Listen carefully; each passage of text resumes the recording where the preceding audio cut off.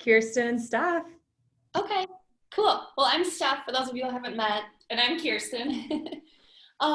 So we're excited to kind of work together with you guys to share a little bit about how we make offers and make them competitive. We really think that before we dive into like the actual offer, that a lot of your strength in making competitive offers really starts with like a couple key relationships. One would be the relationship you have with your client, the relationship with the co-broke, and a few other things that we'll talk about. But Kiersten's going to start out about like what we do to build that relationship with clients and agents. Right. Okay, so the first relationship that we want to talk about is the one that you have with your clients. And I think it's kind of important to note, so Steph and I work on the Falk, Ruvin, Gallagher team, and I would say probably 70% of our business is working with buyers. Mm-hmm. So we are working with buyers day in and day out. And something that we always do is make sure that we have a buyer's consultation previous to going out and looking at any homes with buyers that we have. So that is really the foundation to where you will be able to develop that relationship with your client and set expectations and ask questions to learn really what they're looking for, what their time frame is. And then during this consultation, we always bring a sample of the offer to purchase, just so that for a first-time home buyer, it can be pretty intimidating to get that contract and have them go through it, and they're kind of like, oh my God, what does all this mean?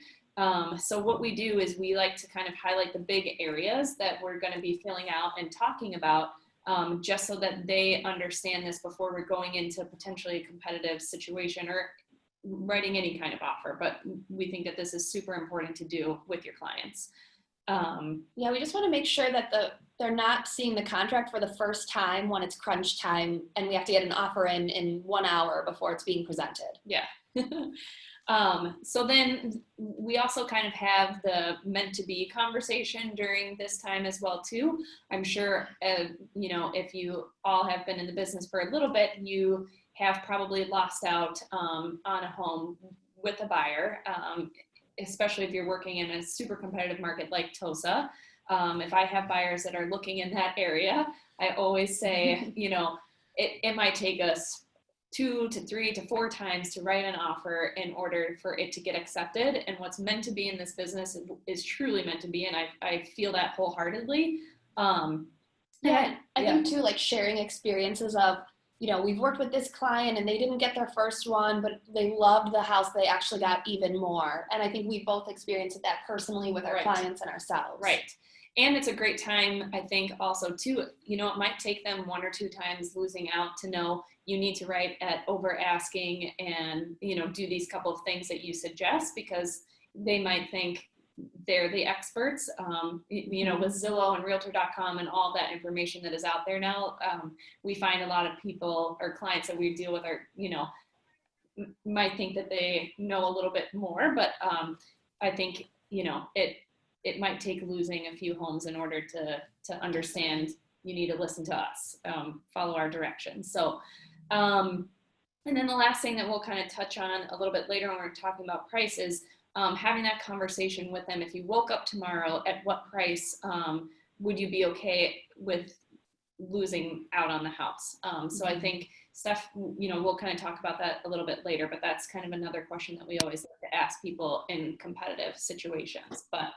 So then the next relationship that we always like to work really well on is the relationship with the other agent. So a lot of the times Steph and I will have had listings and we'll get offers in a competitive situation. We haven't even gotten a phone call or a text or anything from the agent that's submitting the offer. And I think that it's so important to do this because you learn so much about what the seller is wanting, and you can kind of make your offer more competitive that way, asking, what is the preferred closing date?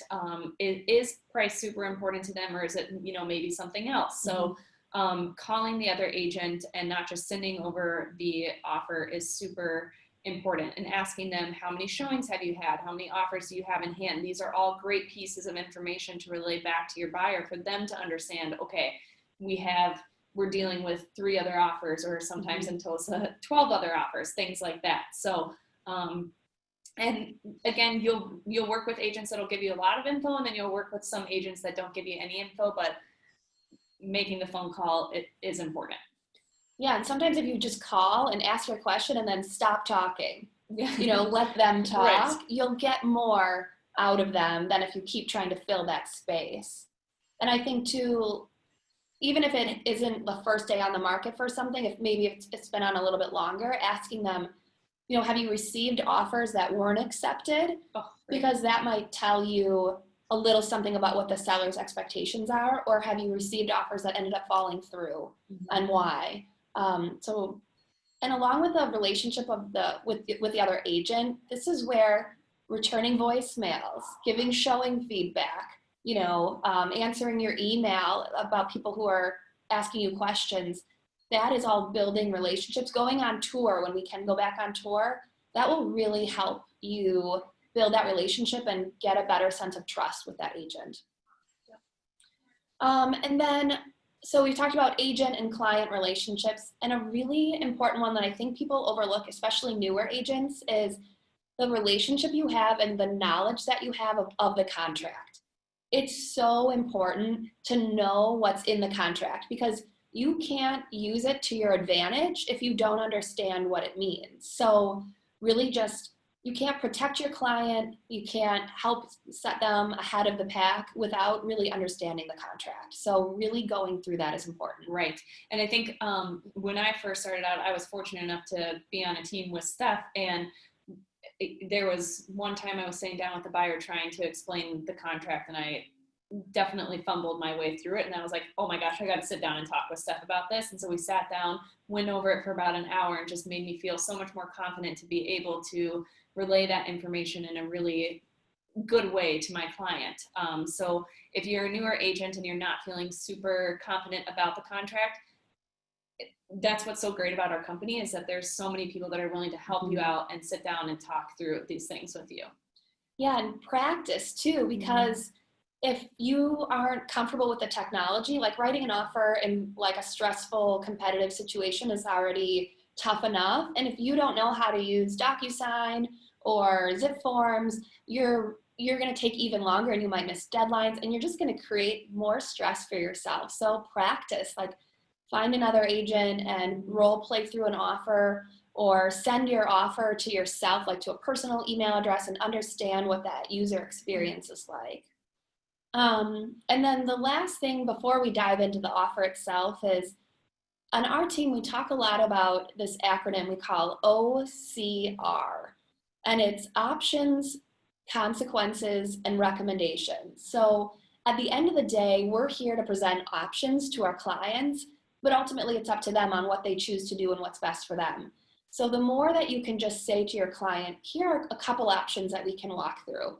We can offer a really great price and more strict inspection contingency, and this could be the consequence to that, or we can do this, and then here are the consequences to that option. So we find ourselves, when we get stressed out or we're kind of dealing with a client, just to go back to the basics of, here are your options and the consequences to those things, and what our recommendation would be. So that's a huge thing that our team practices a lot.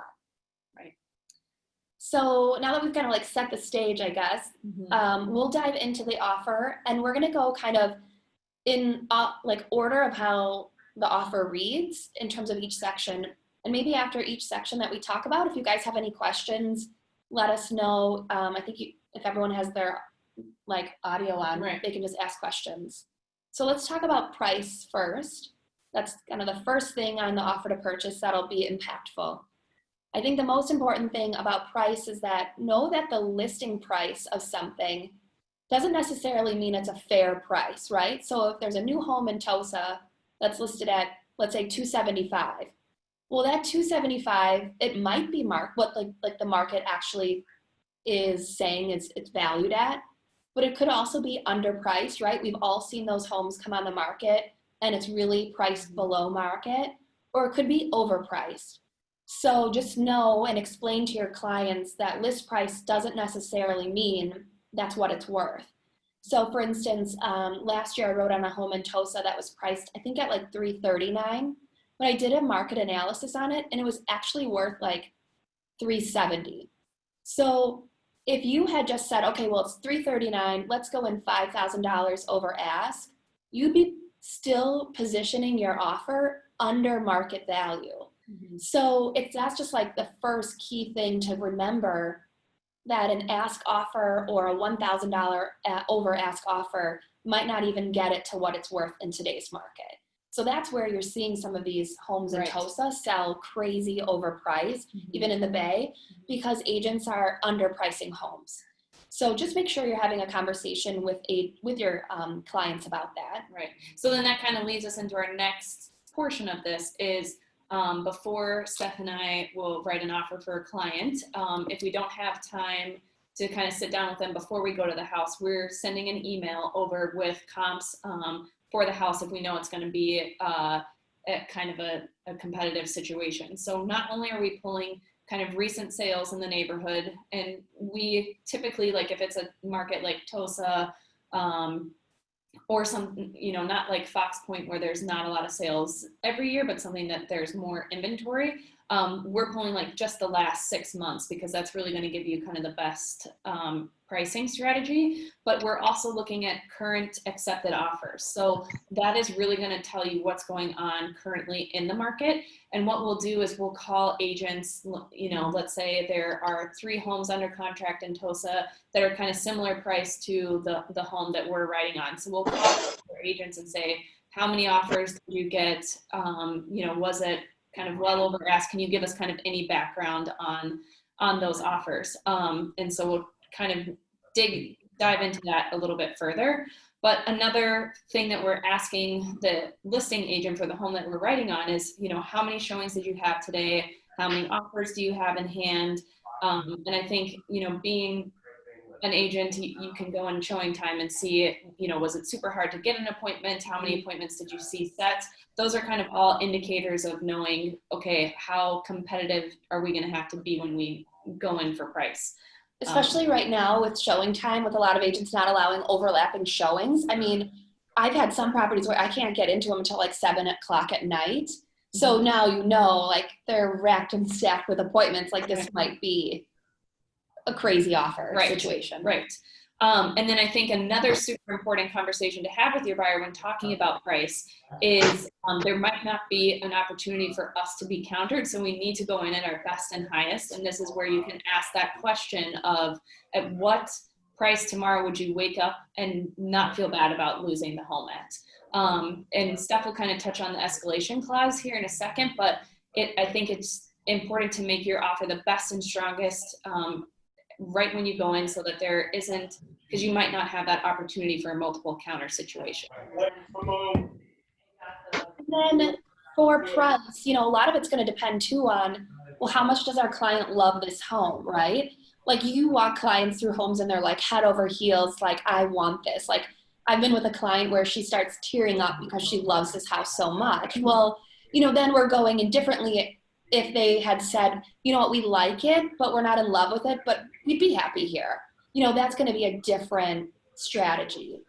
And then about escalation clauses, I think some agents love them. I guess we don't really love them per se.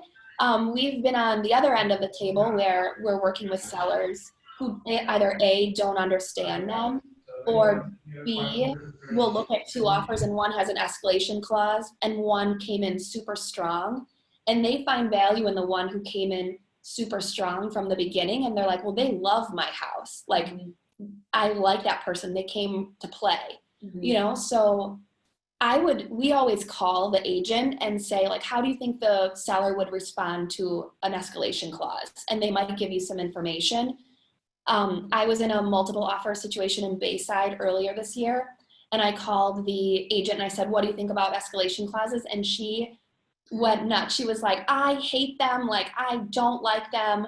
And so that was a cue to me to not use it. Not even because the seller, but I knew she wouldn't be like on board to like champion my offer. Right. So I was able to communicate that. But if I hadn't called her and we had used it, it might have been a misstep. So that's where that dialogue is super important.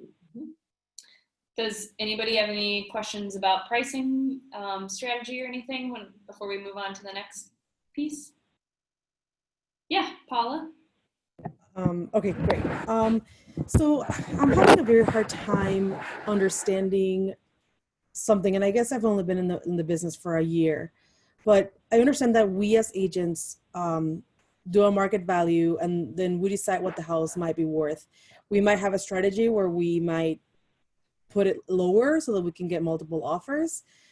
And if houses are being listed at $30,000 below the market value, like why are we going crazy and like offering $30,000 over asking price when if they're asking 200,000, like why can't we just offer the 200,000? And I understand that it's competitive, but why do I have to go like super crazy at $30,000, $40,000 over asking price?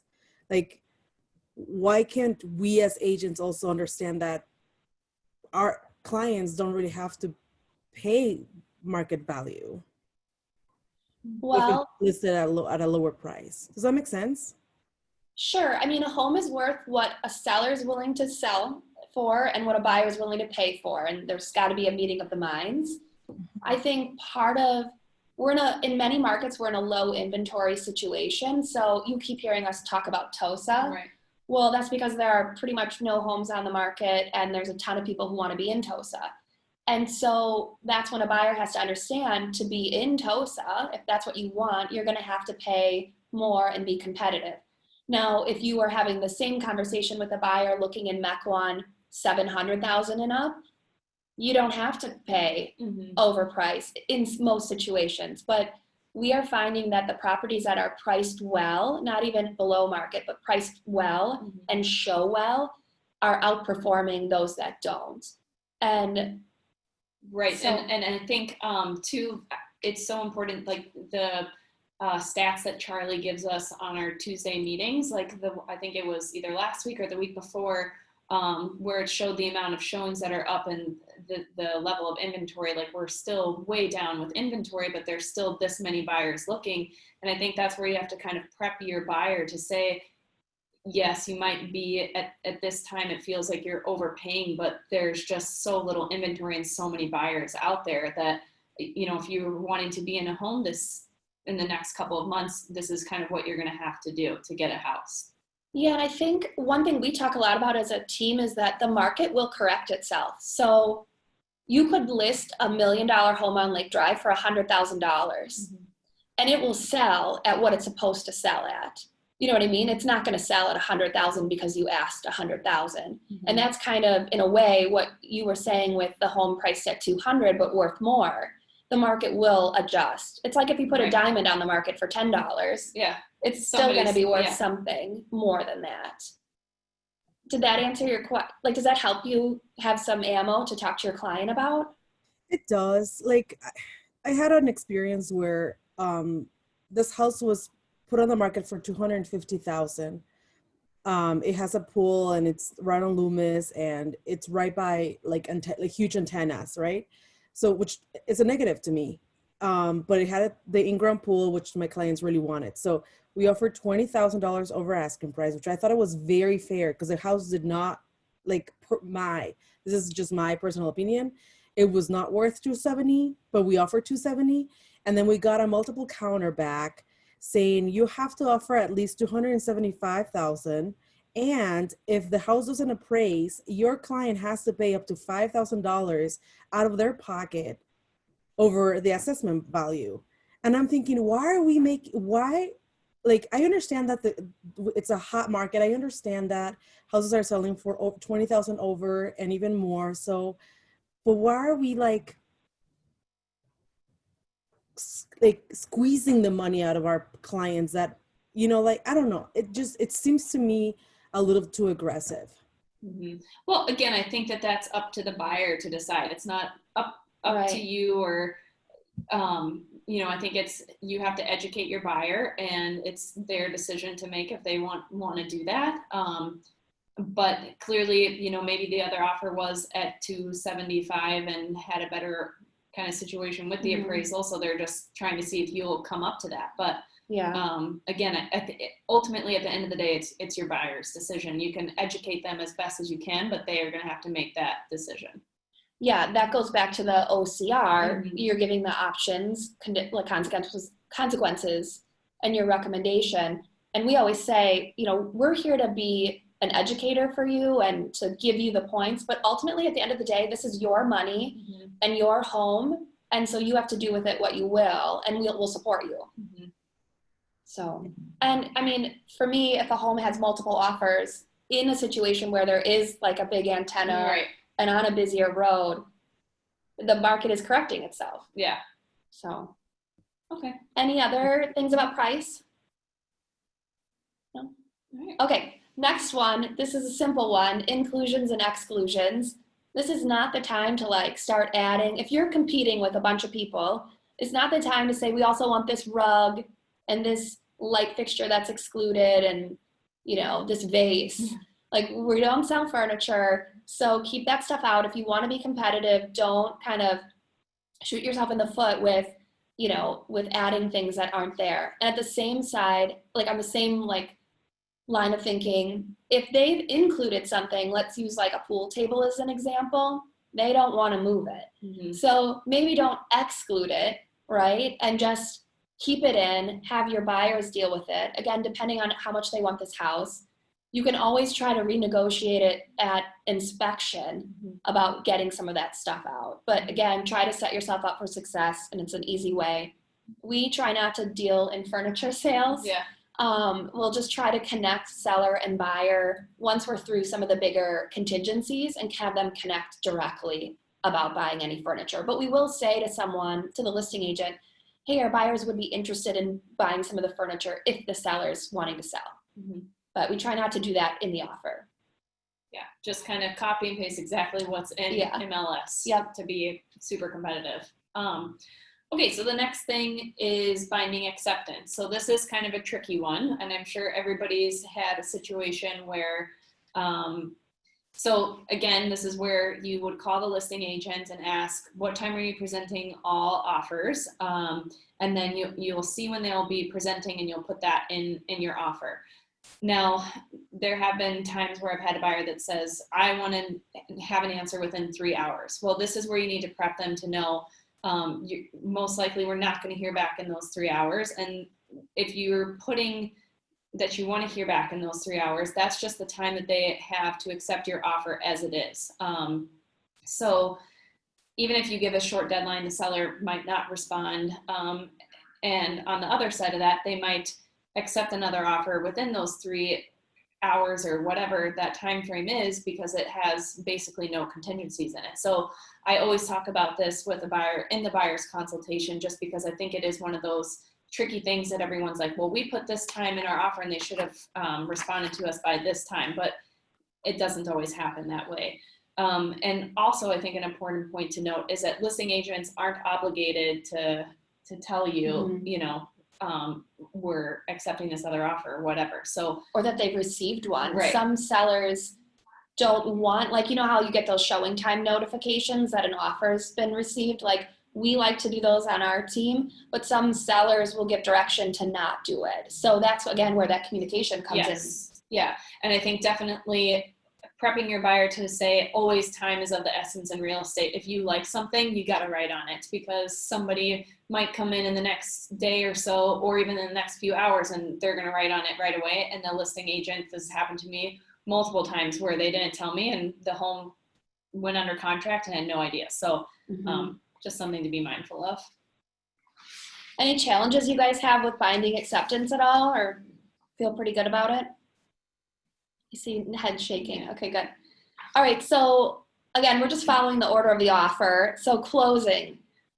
This is when that call to the listing agent is important. Again, you got to call them and find out what's going on. When do they prefer a closing date? Generally, a great listing agent will have had that conversation with the seller already about when they can close. Check for private remarks. I love when agents put it in private remarks, especially if there is like a special request. One thing that'll here's where sometimes you can set your offer apart, is you can actually not put anything on that closing date line and say C lines, whatever it is in additional provisions, and say the buyer is allowing the seller to choose the closing date between, let's say, as an example, July 1st and July 20th. And that the buyer will close on any of those days that the seller chooses, as long as the seller just gives us 5 days notice. Or if you're getting financing, you probably need more than that. So then you might change that language to say, we'll close between July 1st and July 20th, and that the seller will choose and give us written notice within 5 days of acceptance. That can really help. I've used that successfully, especially like if people are managing another purchase, it can help set your offer up for success. Make sure your buyer can actually be flexible and understands what this means, right? So again, this is prepping your buyer. And I guess if you do that language and you're newer, you might want to just have someone else just check that language out for you and make sure you're protecting your client. But just opening up a window of time will definitely help set your offer apart. Right. Any questions on that? No? Okay. Cool. So the next portion is earnest money. So, I think earnest money definitely depends on kind of what price point you're at. We always recommend to our clients to do 1 to 3% of the purchase price, but again, depending on price and situation. And that's just a ballpark number. It doesn't have to be exactly 1% or exactly 2%, but that's just kind of what we suggest. We rarely submit earnest money with an offer. It just gets a little tricky when you do that. So we have a couple of other things that we do to kind of make our offer a little bit more competitive. For example, we'll give a non-refundable earnest money after we make it through inspection. So we'll give earnest money 5 days after acceptance or 3 days after acceptance. And then we also include that we'll give another portion of non-refundable earnest money after they've made it through inspection. It just kind of shows that your buyer is, financially that they're either like two payments or one large payment can show that like they're really aggressive and that they're putting money on the line and that they have like liquid funds. Yeah. And then making it non-refundable just shows that the buyer's got some skin in the game and they're confident that they want to move forward with this. Yeah.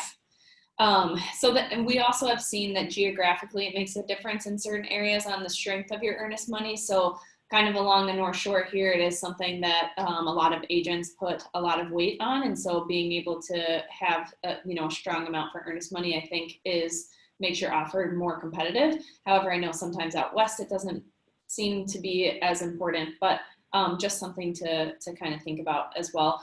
And again, having a high earnest money won't necessarily beat out a higher purchase price, but it's just something that kind of shows how competitive that you can be.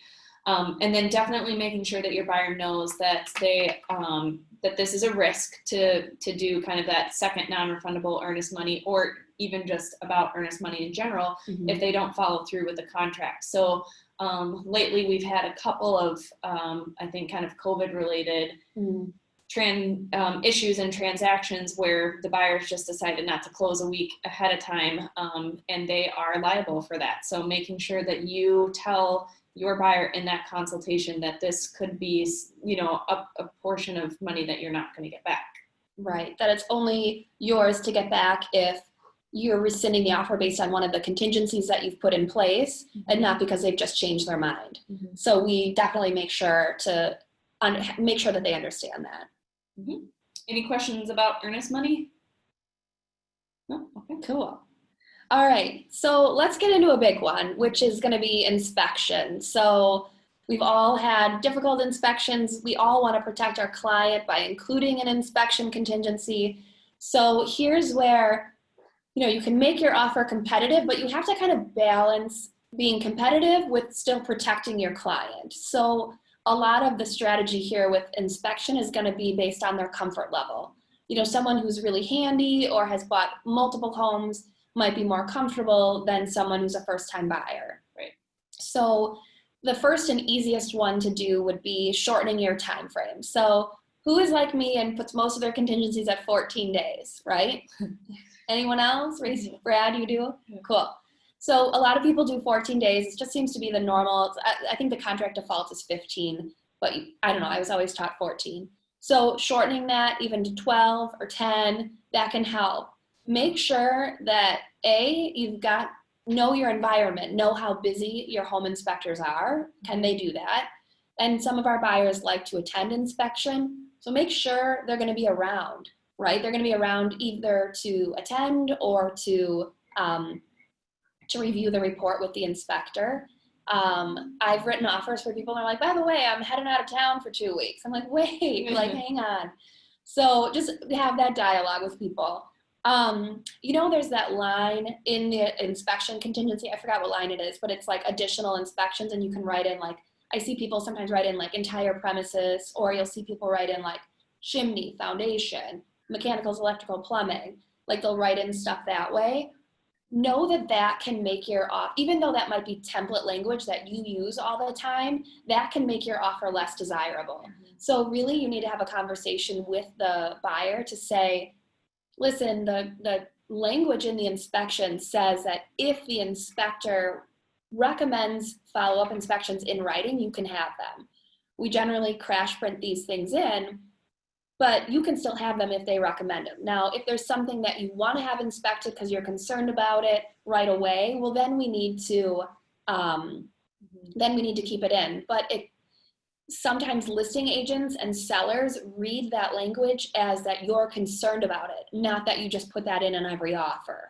So understand that if you're competing, like I had a client again in Tulsa last year who kept writing offers, and finally I had to say, I know you want this in to protect you, but it's actually probably harming you. And so we ended up removing it. I think something else to note about, something that you could write there to make yourself a little bit more competitive too, is just saying that for example, I was in a competitive situation last week, and we wanted the seller to know we're not going to worry about piddly little stuff that comes up on the inspection report. So we just said the inspection is solely based on roof, foundation, and chimneys, or it was like just the three big things that they were worried about. And that, the seller was older, and I think that definitely helped kind of put them at ease that we're not going to be kind of going through all the little minute things that could come up on an inspection. Yeah. So along that same line, so that's the option of just doing specific components only, not a general inspection. Or you can get creative again to say, okay, we're going to do a general inspection, and if an item comes in over, let's say, $2,000, then we'll negotiate for it, but we'll cover everything up to a certain amount. So we won't negotiate on any items that cost less than $2,000 or less than $500. Again, depending on your buyer's comfort level and maybe the type of home that you're in. So that's an option. Another way to be competitive is certainly right to cure. I think this is one of the things that most agents struggle with explaining to a client, and it's so important because a lot of agents or a lot of buyers think, okay, giving the seller the right to cure just means they have the option to fix things. But really, it's really giving the seller the final say on if this deal is sticking together or not. So making sure that you thoroughly explain the difference between shall not have a right to cure and shall, making sure that they understand that it's a right to cure, but not the obligation to do so. And then again, if we're trying to be competitive, we like to give a right to cure, but here's where that balance of protecting your client still comes in. So we'll often use modified language. So we'll say, okay, the seller has a right to cure, provided that the seller and buyer agree on the method of cure and who's doing the work. And that the buyer wouldn't unreasonably withhold that approval. And so that, like to us, that option is like an even playing field. Like shall not have a right to cure is super buyer friendly, and shall have a right to cure is really seller friendly. And with shall, like the buyer has no like handle on who actually does this work, but giving that extra language really kind of makes it a neutral playing field. And then while we're talking about inspection, we can talk about radon. We, in a competitive situation, know that every contingency that you add equals more money, right? The fewer contingencies, the less money you've got to throw on the table, basically. Mm-hmm. So if you can get rid of some, it can help you. So radon is an easy one that if you explain it thoroughly and explain what the potential exposure is for cost for installing a mitigation system, that would be something that maybe the buyers are comfortable not testing for before the offer, and they can test after the offer, or I'm sorry, not after the offer, after they close. The biggest thing, if you don't have your offer contingent on radon, make sure the inspector does not test for it. Mm-hmm. A lot of inspectors are just like, hey, do you want a radon test? It'll be only $75. And the buyers are like, yeah, we do. But you don't have permission to test for it. So just make sure you're letting that inspector know. And then the other thing about radon, that, normal like $1,000 to $1,500 for a radon mitigation, if you have a crawl space, it's going to be more than that, or it could be. So make sure you understand radon and what it takes to mitigate it, Mm-hmm. and about the house, because you could be giving one quote and it could be a lot more than that, Right. if there's crawl spaces or right. And this again is where coming in with developing relationships with not only your client and other agents, but also inspectors and contractors that you use a lot, to be able to, as a new agent, I didn't really know any of this stuff. So I kind of made sure that when I went to inspections, I was really listening, and I was talking with other agents to make sure that I understood that I could explain to buyers well. Yeah. And then along the same lines, like I know a lot of us will put in crash printed testing contingencies. So like mold, asbestos, if recommended by home inspector. Here again might be you want to actually look around and see, are there any signs that we would be concerned about mold? Does the buyer have health concerns that they would maybe be concerned about it? Do we see any presence of asbestos that we can actually see, obviously not behind walls? Mm-hmm. And that might be something that a buyer could feel comfortable removing from their offer and not including. All right, so it looks like we have a couple questions on inspection. So Todd, it sounds like you said, I like to have the buyer contact the inspector first to see if they're actually available. Smart. Mm-hmm. Definitely to do that. And then Andrea, some of this language you'd like to be able to look at, we can try to send something out maybe through Mandy with that right to cure language. Yeah. Any other questions about inspections? I know this is a big one in general, but certainly when you're competing too. No, feel good? Okay. All right, so next we'll go into financing. So again, with financing, obviously a way that you can be more competitive is shortening that time frame. So we know a lender that has underwriting in their office that they can typically get a loan commitment and appraisal done within 20 days. And so when we're in a competitive situation, we're like, this is the guy that you need to call. Mm-hmm.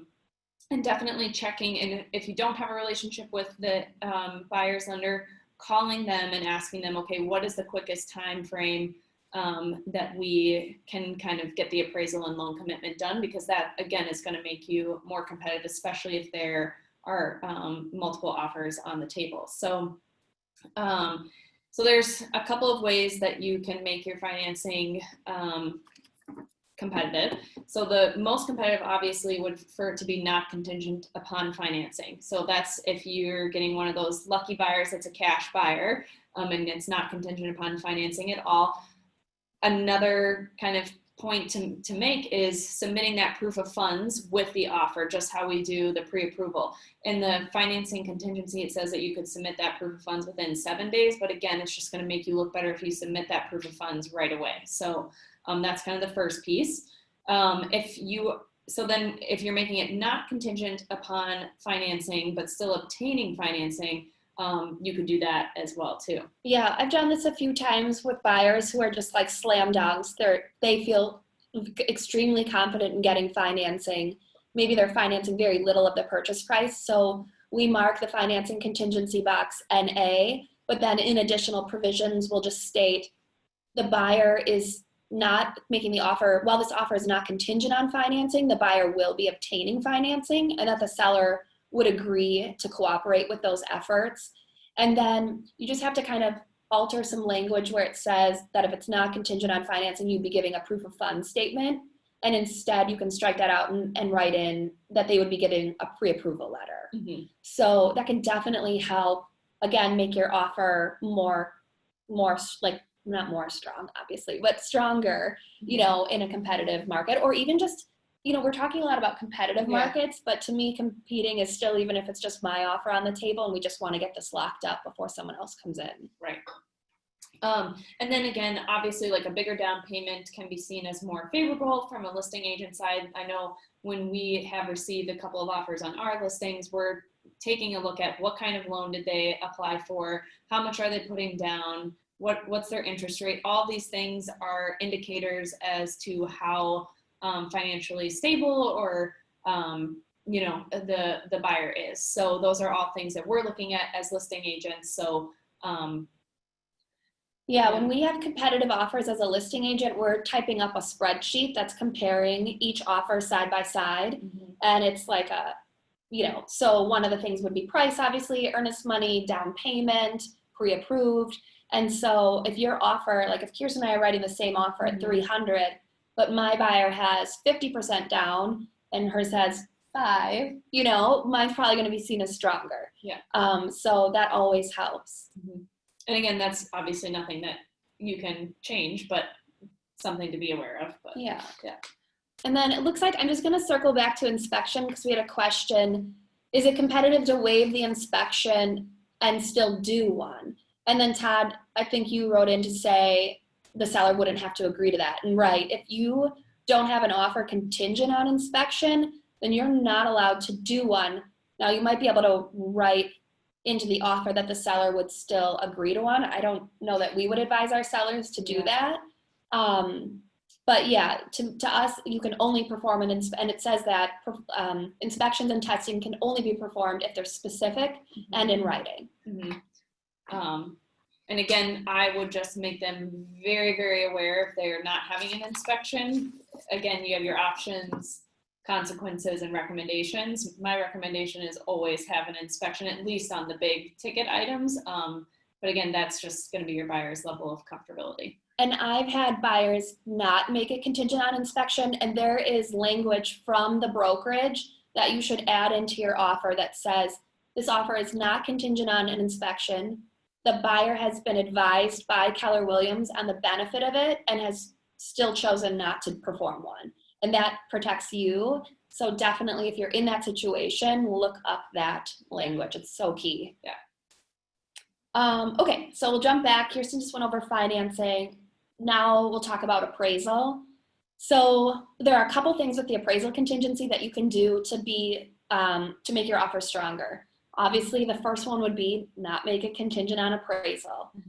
Let the buyer know what the ramifications are for that. So if an offer is written at 300 and it comes in at 290, there's a gap of 10, and they might have to come to closing with more money because that lender will only loan off of that loan to value ratio of the appraisal amount.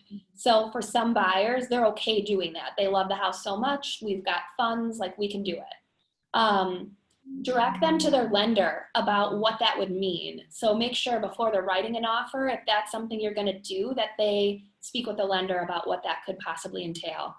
And if you're making it like the financing, if you're making your offer not contingent upon appraisal, make sure that both buyer and listing agent understand that they are still getting financing and that the lender might require the appraisal. And I do think that there is language in the appraisal contingency that allows that, but Yep. And then it could be, obviously then an easy one is to make it contingent on appraisal, but giving the seller a right to cure. And then it sounds like, Paula, this happened to you. One of our suggestions was contingent on an appraisal, with the appraisal either only having to come in at a certain percentage of the purchase price. So maybe it's $90,000, or maybe it's just a certain price. So you're writing at $350, but we just need this appraisal to come in at $330. So you can kind of tweak those contingencies to make it your own and try to be more competitive. Any questions about the appraisal? Or financing? No? Okay. All right, so almost done here, but so secondary offers. We have seen these be successful in the past. I think Steph had 3 offers last year that came together that were secondary offers.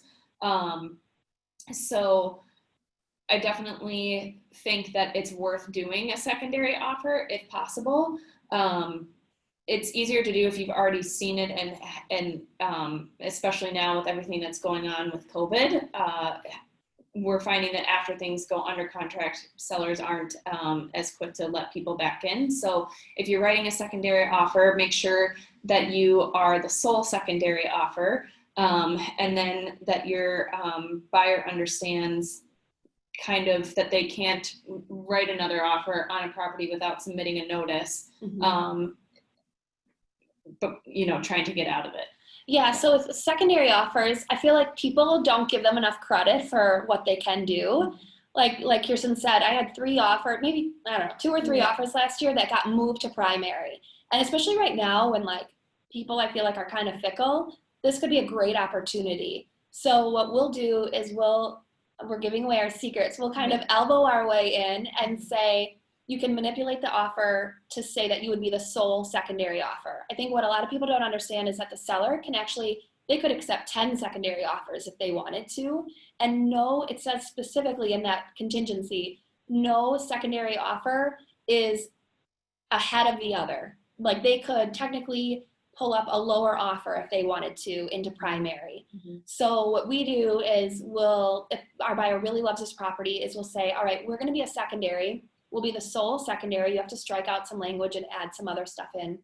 And then we'll say, we'll lock in for 2 or 3 days. So the buyer can keep looking for properties, but they know that they're kind of waiting here in case something happens. I'll check in with that listing agent every now and then to say maybe most stuff is going to fall apart during inspection. So within the first week or 2, how's it going?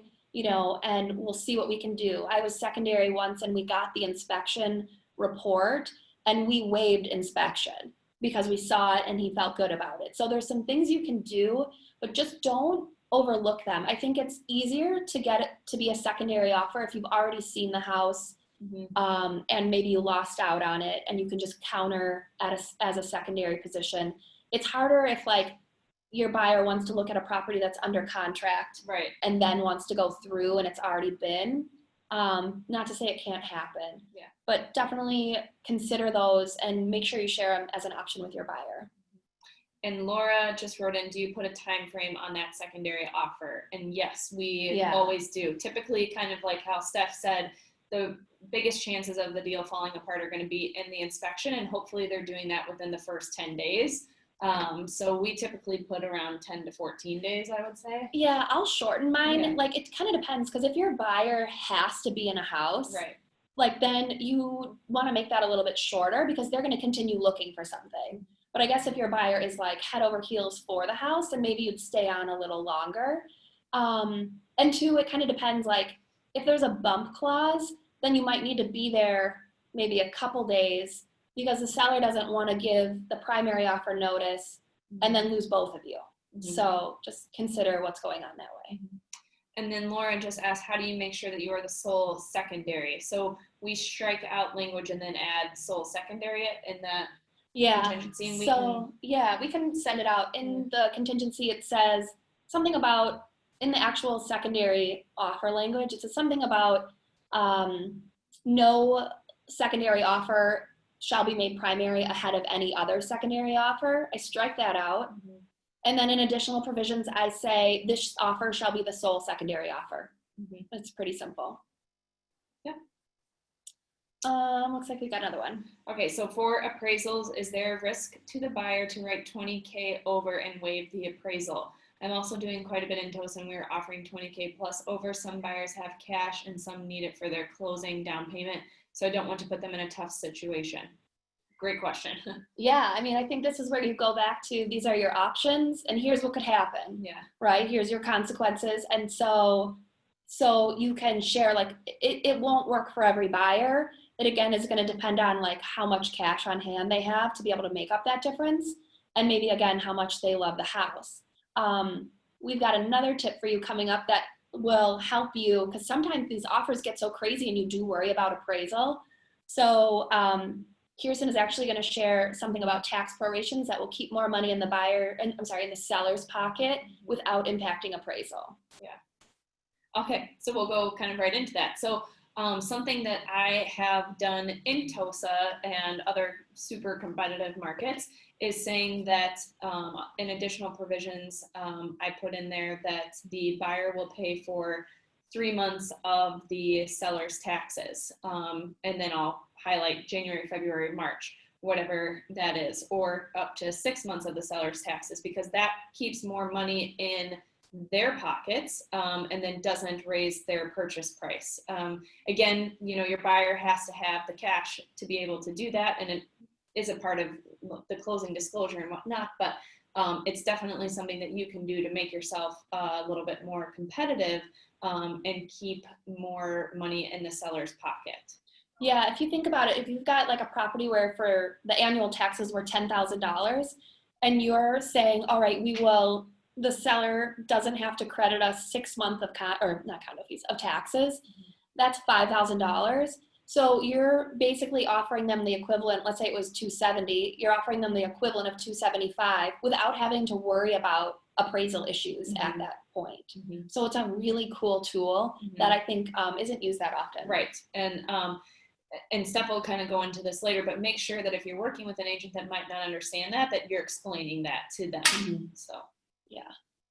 And then for tax prorations, you definitely checking the right box for the property's assessment. So there's like the 4 boxes that you can check. We typically always recommend the top box, but Milwaukee just had their reassessment, and a lot of properties came back like at $100,000 over where their last appraisal was. So you can check that reprorate box at that time, but that's kind of a conversation, I guess, for. Yeah, I think it goes into knowing your market and knowing what's going on in your community. And there are some things like that maybe passed some referendums last year where taxes were going up, and Milwaukee, like Kiersten said, had some crazy assessments this year. And so really, MLS or that tax records still doesn't have the 2020 assessment out. So make sure you're calling or looking on the municipality website for that. Yeah, it's definitely a part of your job as a buyer's agent to make sure that you're figuring that out, because you would hate to have them purchase a home and then realize that the appraisal, is $100,000 over where you guys were, and then the taxes are higher. And so definitely give the municipality a call to see what the current year assessment is. Yeah. So we have one other section, but it's kind of miscellaneous. So before we're kind of wrapped up with our tricks for the contracts. Does anyone have any questions going back to some of the appraisals or inspections that you want to go through? Looks like you guys kind of did them as we went. Okay. So I guess the final, in closing kind of recommendations that have helped us would be in these situations where you've got to, maybe you can't get into the house until 5 and offers are being presented at 7, you really got to draft that offer before you go to the house. You may end up having drafted it and the buyer chooses not to write, but it's way more of a smooth experience than if you had to run home or run to the office or pull over and start drafting something. So we'll pre-draft an offer and then we'll send it to the buyer to review. Yeah. And we'll just leave everything, we'll do everything except maybe price and then the financing information that has to deal with price blank. But at least then they've seen it, they're comfortable, and we just have to kind of plug and play and send out the offer. Right. Then next. It looks like Andrea just wrote in a quick question about giving the offer to the buyer up front. Do you go through the offer with them, or are you just giving them a copy? So in our buyer's consultation, we print out a blank copy, and then we literally highlight every section that will be needed to be filled in, like earnest money, binding acceptance, price, all that. And Steph and I will literally walk through that with them in the first buyer's consultation and say, these are the things that we're going to have to fill out at the time that we're going to be making an offer. And I think it just makes them feel so much more comfortable when they are in the position that we're going to be submitting an offer. Yeah. And I think you got to kind of play to your, adjust to your personality type of the buyer, right? So these high C's engineers, really data driven people You want to give them a blank copy, and you want to probably go through it section by section with them in advance. Okay. But if you've got a high D, Yeah. like you're never going to pin them down to go through it line by line. So that's going to be like, here are the key points that are going on. And so, but definitely at least giving them the opportunity. Those who want the information will read it, and those who don't will just kind of glance over it. Because usually when I sit down to write the offer, that's when I'm going through section by section and we're discussing what, you know, the positives and the negatives of whatever is in there. But, you know, if we're going to do it early because things are so competitive right now, you know, obviously that can be fine. I was just curious how in depth you got with them before. Yeah, so we do it during our buyer's consultation, and then we'll send a templated email of, okay, these are the things that, again, we discuss and we'll need to fill out at the time of the offer, earnest money price, blah, blah, blah, and then we'll send that over to them again. Yeah, the template emails are amazing. Like everyone has the capability of doing them in our KW Gmail, and we'll send that, whether it be, okay, we looked at a house and now we want to write, and we'll say, this is the information I need from you. That allows me to kind of start working on the offer while they think about this stuff, and then we'll regroup. I think the hardest thing is like drafting an offer when the buyer's sitting right there. You know what I mean? There's a lot of waiting time. And then too, like, if we start to see that a buyer is getting closer to making an offer, I'll send that email too to say, here are some things to think about, and this will be what we need when it does come time to make an offer on something. It's also really nice because, and then I'll ask for like a red line or blue line response back to it. And for example, 3 weeks ago, I had a buyer that literally wrote in a certain closing date, and then after the offer was accepted, said, oh my God, that's not the closing date that I wanted. And I referred them back to the email and said, this was the closing date you gave me. So it's kind of nice to protect yourself as well too. A little bit. Have it in writing. Yeah, totally. Great. Thank you. So yeah, great question. So again, same with the drafting the offer, pulling comps before and sending them to the buyer so they can at least look at photos and know. I mean, I think if you have a buyer who over time has lost out on a few, they get it, they know, they can tell like what a house, if it's worth the list price or more, but it's also super helpful to send in advance.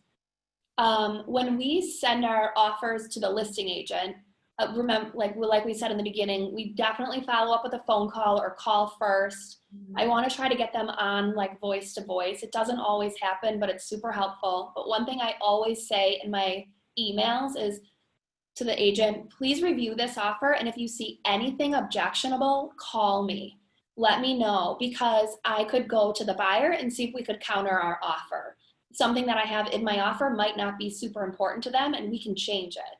So I'm trying to give signals that like, don't reject my offer, give me a shot. Like just give me a chance before, you know, you go forward with another offer. So I definitely include that.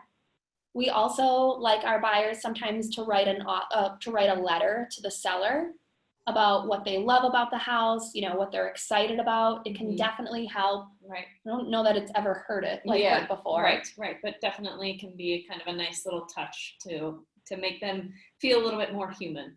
And I don't know, this is maybe me being paranoid, but I include it with my offer packet. I don't, like I download it in one PDF. I don't send it as a separate attachment. I just feel like it's more likely to get in the seller's hands that way. And then like Kiersten had mentioned before, in your email when you're delivering the offer, if you've done one of these like tricks that we've talked about or something that's more unusual to see, make sure you explain it. So we found that because not a lot of agents are doing the tax proration trick, they're not really, hi Maris, they're not really talking, they maybe aren't looking for it, and they haven't maybe had a lot of experience explaining it. So if you can really write down in your offer, or I'm sorry, in the email, like how this could be like financially beneficial, like we explained, we think it'll be about $5,000 worth of savings. That will help that agent explain it. Anything we can do to help each other out. Right, and make it easier for one another, I think is always nice to do. Yeah. So cool. That is our presentation. Thanks for coming. Do you guys have any final questions or anything that we didn't cover? Yeah. No? No? Cool. That was great. Thank you. Yeah, Yay. thanks. Very And if helpful. you guys, we'll try to work on these little bits of info that we kind of talked about and see if Mandy can send it out. But if you ever Yeah. have a question or need advice or anything, we're here to We're help. here. So, Yeah. Cool. Thank you, ladies. All right, guys. Thank you. Good luck. See you later. Thank you. Thanks.